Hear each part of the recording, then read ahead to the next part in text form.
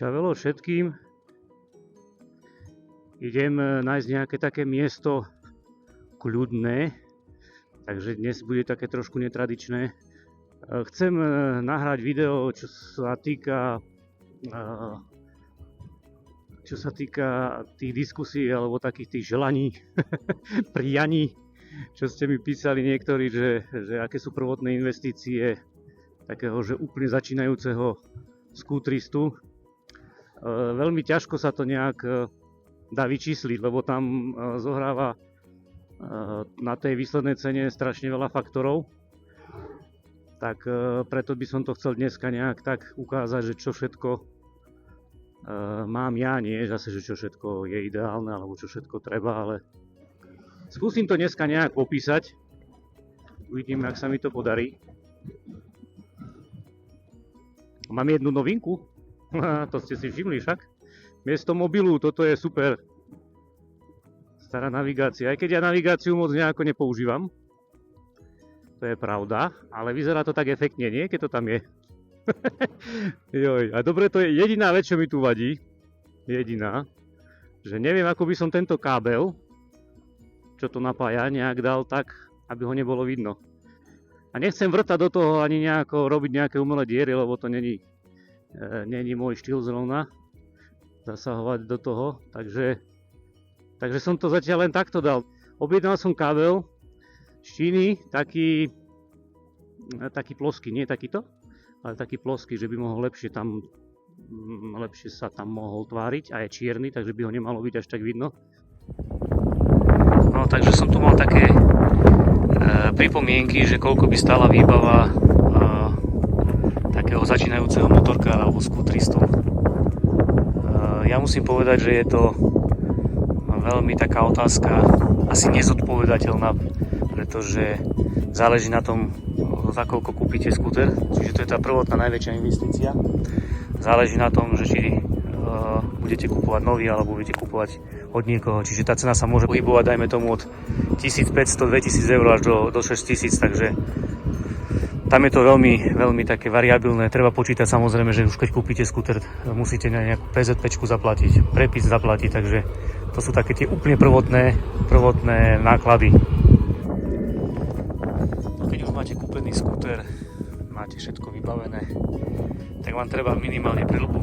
Bez prilby jazdiť nemôžete, no a tie sa tiež pohybujú zhruba od tých 100 eur nahor. Mám takú tu z tých lacnejších, čiže je trošku aj problém, lebo do nej fúka. Je to vyklapačka, lebo som strašne chcel vyklapačku, to už by som si tiež nekupoval. Napríklad diamantopánky, také motorkárske. To máte tiež, to rátajte všetko, každý kus okolo 100 eur, hej, takže tieto topánky, rifle, hej, čo majú chrániče aj na kolena, ale už to je bunda, to je aspoň podľa mňa, lebo bunda, kvalitná bunda, dobrá bunda vás vie zachrániť. Tiež má chrániče na lakťov, na kade také, to je toho veľa. Sú pozašívané, tak dajme tomu rukavice, no tak bez rukavice to blbo jazdí, keď je chladno. Ale ja ich mám aj cez leto, čiže toto sú také letné. Mám takéto isté, ale zateplené. To je z Číny, čiže to nie je nejaký veľký peniaz. Toto je, malo by sa to volať ladvinový pás, po slovensky možno obličkový pás. Ja to mám skôr na kríže. Takže asi tak. A to nemusíte mať hneď, ale nejako štandardne tankujem na Slovnafte 100-oktánový benzín. Začal som mal s tým len dobré skúsenosti, takže to hovorím len za seba. No takto. No, keď chcete tankovať a dáte toto von, tak to nemáte kde dať, hej. Proste tuto není žiadny držiak, musíte to buď držať v ruke alebo niekde položiť. No a v Číne som si kúpil, ešte som to nezamontoval, tak to blbosť. Magnetík takýto. Hej, magnet, tuto je šrúbka. Môžete si aj dať túto, to je jedna, na ktorú proste ho tam zašroubujete. To viečko má chytí na ten magnetík a drží, hej, blbosť.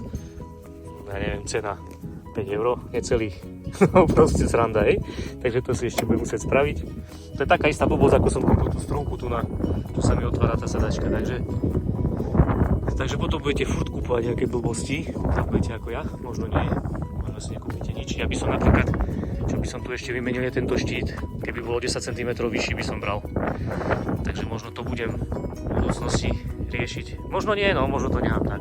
Kúpim si kvalitnejšiu prilbu a nebude mi vadiť ten vietor, ako dosť to vadí v tej prilbe, lebo to pofokuje. A to je dosť vysoký ten štít. A to je asi tak všetko, čo sa týka tej tej takej prvotnej investície, no. Asi som mnohých nepotešil, no, lebo je to dosť peňazí, nemusí to byť kúpené hneď. Takže asi tak, no, tak to je taká kompletka, čo som chcel ukázať, že čo mám ja.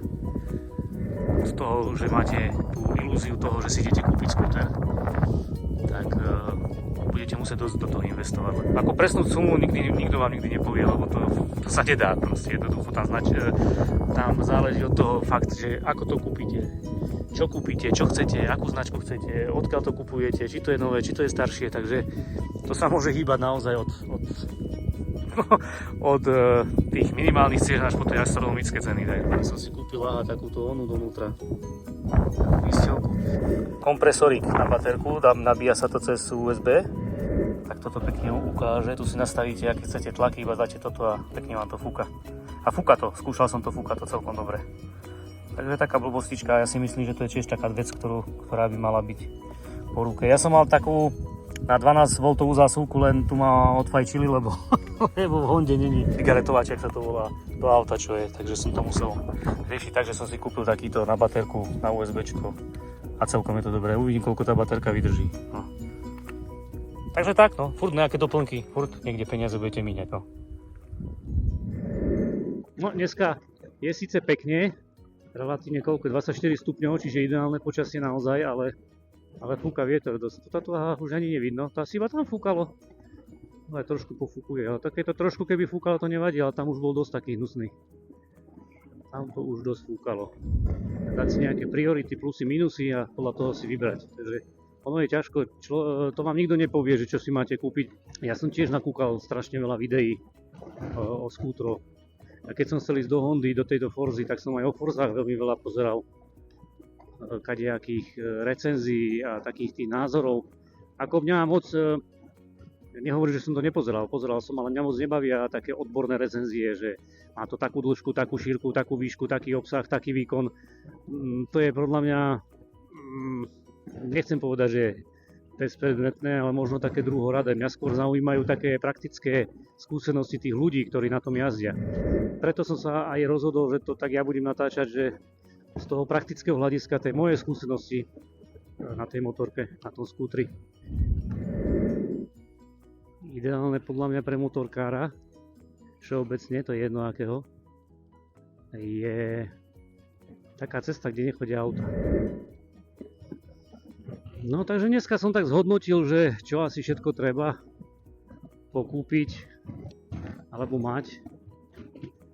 No a asi som moc neporadil tomu, čo sa pýtal, alebo tým, čo sa pýtali na tú počiatočnú cenu. Pak je to individuálne, no to môže to byť suma do 3 do 4 tisíc a môže to byť suma aj do 10 000, no to je naozaj ťažko povedať.